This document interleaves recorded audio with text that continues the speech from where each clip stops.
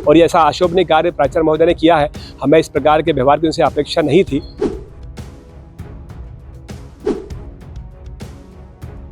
उनका आरोप ये है कि पूरा काम वो बता रहे हैं कि मैं जो प्रिंसिपल मैडम हमारे ऊपर आरोप लगा रही है कि आप कोई काम नहीं कर रहे हो, भेदभाव कर रहे हैं हमारे साथ में। तो क्या आप उनको इंडिविजुअल कहीं ना कहीं टारगेट कर रहे हैं किसी कारण से? क्या ऐसा कुछ नहीं है, मुझे इस विषय पे बात नहीं करनी है। जिले का अग्रणी महाविद्यालय स्वामी विवेकानंद महाविद्यालय इस वक्त अब पूरी तरह से राजनीति का अखाड़ा बन चुका है। यहाँ पर अभी तक हमने छात्रों को सिर्फ ज्ञापन देते देखा था, लेकिन आज पूरे शिक्षकों को यहाँ ज्ञापन देना पड़ रहा है। क्या मजबूरी है कि शिक्षकों को यहाँ पर ज्ञापन देना पड़ रहा है? हम टीचरों से बात करना चाहेंगे कि आज उन्होंने ज्ञापन दिया, क्या समस्या को लेकर दिया। सर अपना नाम बताएं। बसंत सिंह राजपूत, अतिथि विद्वान हिंदी। जी सर, आज यह ज्ञापन दिया गया है, किस चीज के लिए ज्ञापन दिया गया? देखिए, इस महाविद्यालय में हमारा समस्त स्टाफ शैक्षणिक अशैक्षणिक विद्यार्थियों के प्रवेश, पढ़ाई, परीक्षा से लेकर परिणाम तक, इसके अलावा शासन की जितनी योजनाएं हैं, जो भी कोई कार्यक्रम होते हैं, यहाँ तक कि प्राचार्य महोदय के द्वारा जो निर्देश दिए जाते हैं, विद्यार्थियों की छात्रवृत्ति से लेकर जितने सारे काम हैं, उसका पूरा निष्ठापूर्वक हमारा पूरा स्टाफ उसका निर्वहन करता है। बड़ा दुर्भाग्यपूर्ण घटना विगत दिनों हुई। हमारे सम्मानीय जनभागीदारी समिति के अध्यक्ष और सम्मानीय अतिथियों की उपस्थिति में एक महत्वपूर्ण बैठक आयोजित हुई। वहाँ प्राचार्य महोदय द्वारा अतिथियों के सामने ये कहना कि मुझे बड़ा स्टाफ सहयोग नहीं करता है, असहयोग करता है, ये इस महाविद्यालय के बड़ा दुर्भाग्यपूर्ण है। जबकि मैडम भी जानती है कि सुबह से लेकर शाम तक पूरा महाविद्यालय कंधे से कंधा मिलाकर मैडम का सहयोग करता है। विषम परिस्थिति में भी मैडम के साथ हमेशा स्टाफ खड़ा रहा। अभी आप बता रहे कि जो जन भागीदारी समिति की बैठक हुई थी उसमें बोला कि स्टाफ हेल्प नहीं कर रहा, लेकिन एक दिन कार्यक्रम हुआ था जब मंच से उन्होंने पूरे स्टाफ की यही मैं आप सम्मानीय पत्रकार महोदय के माध्यम से कहना चाहता हूं कि जिस दिन पीएम श्री एक्सेलेंस महाविद्यालय का उद्घाटन समारोह था, माननीय कलेक्टर महोदय के साथ साथ सम्मानित जनप्रतिनिधि उस मंच के अंदर उपस्थित थे। संडे के दिन पानी गिरते हुए समय में हमारे पूर्व विद्यार्थी, सीनियर विद्यार्थी, छात्र संगठनों के सहयोग से विद्यार्थी कैंपस के अंदर आए। हमारे स्टाफ के विशेष सहयोग से हमारे विद्यार्थी उस कार्यक्रम में सम्मिलित हुए और सुबह से लेकर शाम के 4 बजे तक पूरे समर्पण भाव के साथ हमारा महाविद्यालय परिवार उस कार्यक्रम को सफल और सार्थक बनाने के लिए प्रयासरत रहा। यहाँ तक कि आदरणीय प्राचार्य महोदय ने सारे स्टाफ की तारीफ भी की। लेकिन दुर्भाग्यपूर्ण है कि कुछ दिनों बाद ही सम्मानीय बैठक के अंदर उन्होंने इस प्रकार से के शब्दों का प्रयोग किया। निश्चित रूप से इससे हम सब स्टाफ के लोगों की भावनाएं आहत हुई है, और न केवल भावनाएं आहत हुई, अपितु इस महाविद्यालय की छवि भी कहीं ना कहीं समाज के अंदर धूमिल हुई है।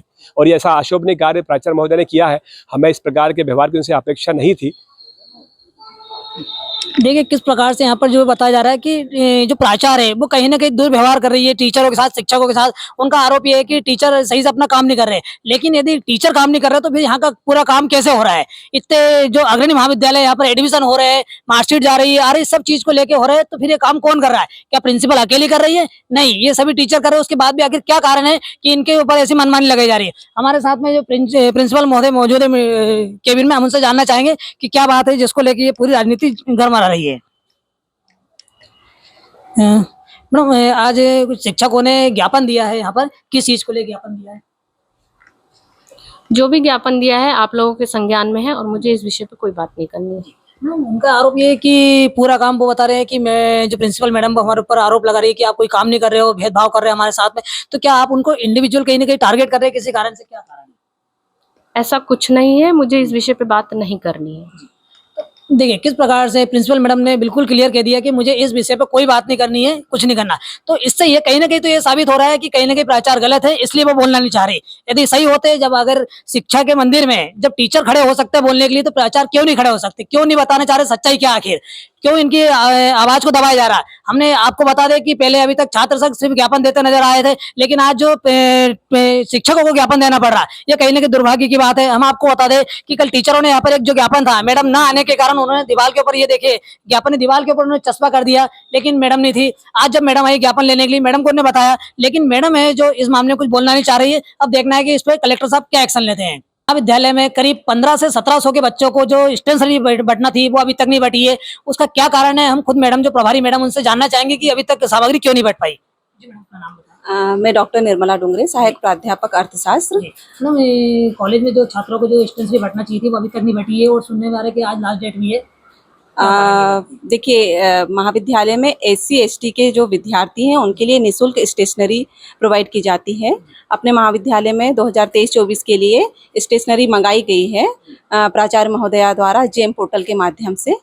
लेकिन ये स्टेशनरी जब मार्च में बुलवाई गई थी, मैं प्रभारी हूँ इसको बांटने के लिए। मैंने उसको देखा, उसका मैं मात्रात्मक निरीक्षण करती हूँ कि कितनी स्टेशनरी पाई गई।